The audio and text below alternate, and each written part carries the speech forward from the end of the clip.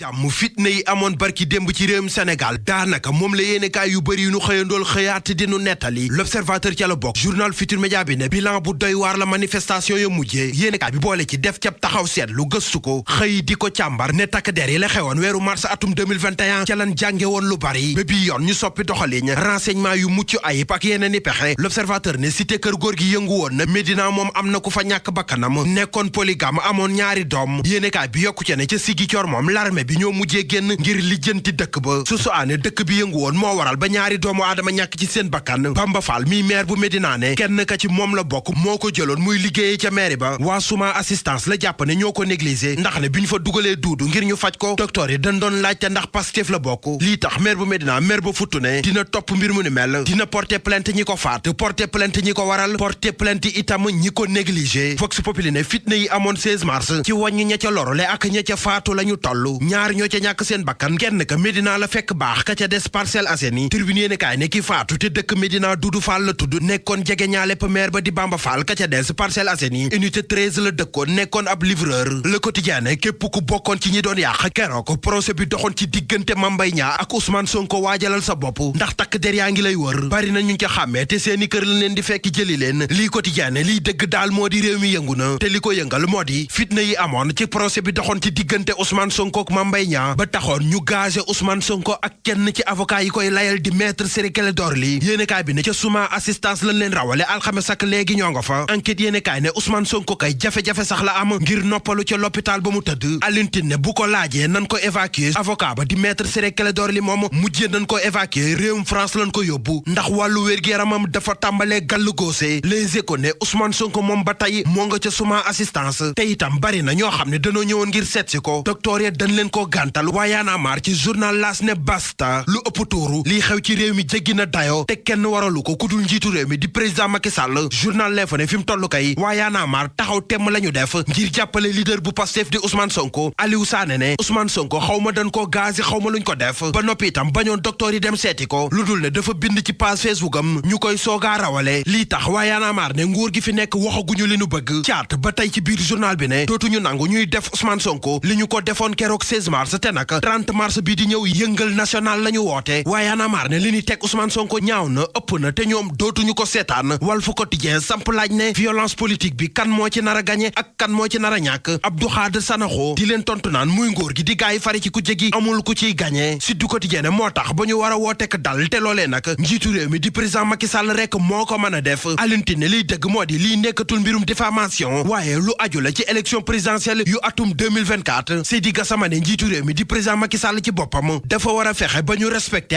ak yelleefu ñi mu bokkal langu politique gi Alassane Seck ne fi mu toll rek ci la Macky Sall war a wanee ni ndeyi seex la njaaxaanaay la war a tëddee Direct News ne booba fekk na moom njiitu réew mi di président Macky Sall jigéen ñi bokk ci coalition républicaine sàmm sunu réew investir ko ngir mu nekk seen bër ci élection présidentielle yu atum 2024 Le Soleil national ne luyaas bi nu jote wàññi jafe-jafe bu ca amee commission bi yore saytu gi mën nañoo s'autosaisir tempête judiciaire moo am ca mairie bu Saly Libération yéenekaay moo ko wax journal bi ne léexoor dëbb li njaa ci wàllu suuf ak luqu njur ci wàllu këyit moo tax ba maire ba di Ousmane Gueye ak yeneen ñaar ñu fay liggéeyee takk der yi jàppoon nañ leen ba defeere leen laataa ñu leen di bàyyi gannaaw ay lijjanti te altine bi dinañ wuy jiwaat keneen kuy am lan teg wàllu yoon moo di journaliste bile di Pape Ndiaye Walf Quotidien groupe ba muy liggéeyee di Walfadjri soobu nañ ca xeex ba ngir ñu bàyyi ko mu ñibbi këram amee doom ci biir kër moo ngi am ba tey reportage bu yaatu la ci journal Bës Bi Le Jour defee ko itam ca dëkk bile di ngay ca Kolda moom lu doy waar moo fa xew su aane ay defkati ñaawteef ñoo dugg ca armeel ya fa nekk